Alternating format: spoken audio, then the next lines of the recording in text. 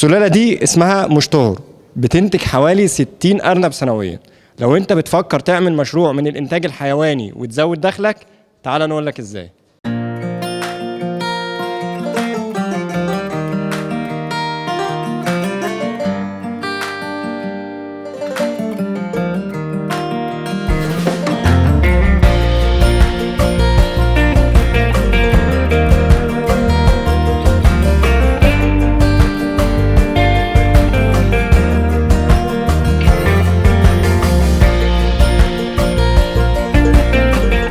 حضرتك الدكتور أيمن النجار، أستاذ مساعد تربية ووراثة الحيوان، قسم الإنتاج الحيواني كلية الزراعة بمشتهر جامعة بنها. نشأت الفكرة بتاعتنا إن احنا نطلع سلالات محلية سواء من الدواجن أو من الأرانب تكون بتتحمل الجو الحار، وفي نفس الوقت إنتاجيتها بالنسبة للمربي إنتاجية مقبولة وتحقق دخل، وتبقى نشأت تحت الظروف المحلية المصرية بدل ما نعتمد دايما على استيراد الحيوانات من الخارج. فالفكرة نشأت تقريبا سنة 2002. استوردنا مجموعة من الحيوانات الفي لاين، الأرانب في لاين الأسباني. دي سلالة أجنبية، سلالة أسبانية، نشأت في ظروف تقريبا قريبة من ظروف جو اسكندرية مدينة فالنسيا. ودي سلالة كانت بتنتخب أو بتختار على حسب عدد الخلفة عند الفطام. فبالتالي دي سلالة محسنة اتحسنت لمدة أكتر من 40 جيل.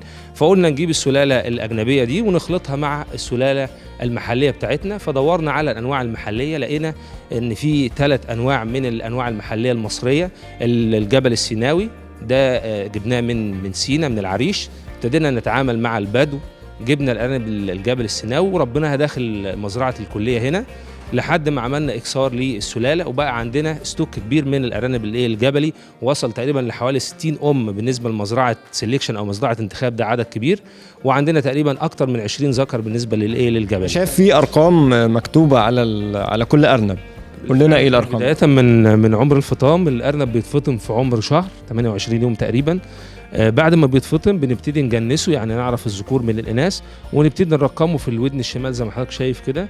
فكل سلالة عندنا بتاخد أرقام معينة بحيث إن احنا نبقى عارفين من الرقم ده مين الأب ومين الأم، على أساس إن احنا نتبع النسب وكده، ما نعملش تزاوج بين الأقارب بحيث إن احنا ما نتعرضش لأضرار التربية الداخلية. يعني أرقام تعريفية ليكم؟ أرقام تعريفية لينا، بحيث إن أنا المهندس بتاع المزرعة أو العامل لما يجي يقول الرقم الفلاني هبقى أنا عارف إن ده ذكر ولا أنثى ويتبع أنهي سلالة.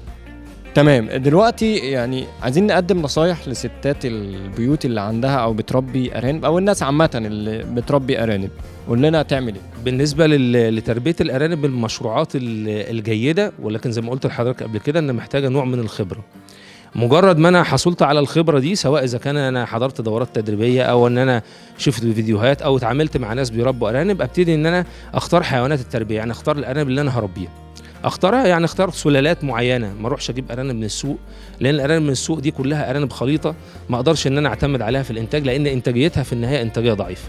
فابتدي اجيب سلالات معينه، سلالات قياسيه، وليكن مثلا سلاله مشتهر، اجيبها من كليه الزراعه بمشتهر هنا، او اي مربي تاني يتبع الكليه كان واخد ارانب من عندنا. السلاله دي في مشتهر فقط؟ في مشتهر زائد القرى المحيطه بمشتهر، لان احنا وزعنا عملنا على نشر السلاله تقريبا في كل الدلتا او الوجه البحري.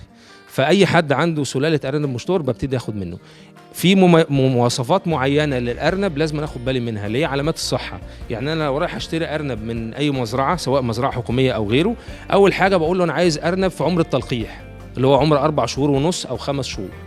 الارنب ده اول حاجه بعملها ان انا بوزنه، يعني العمر مع الوزن. طيب الاول قبل ما ما تكمل، ده في مرحله لو انا عايز انتج، يعني عايز يعني مشروع مربح، ولا جايبه كأن انا اذبحه اكل؟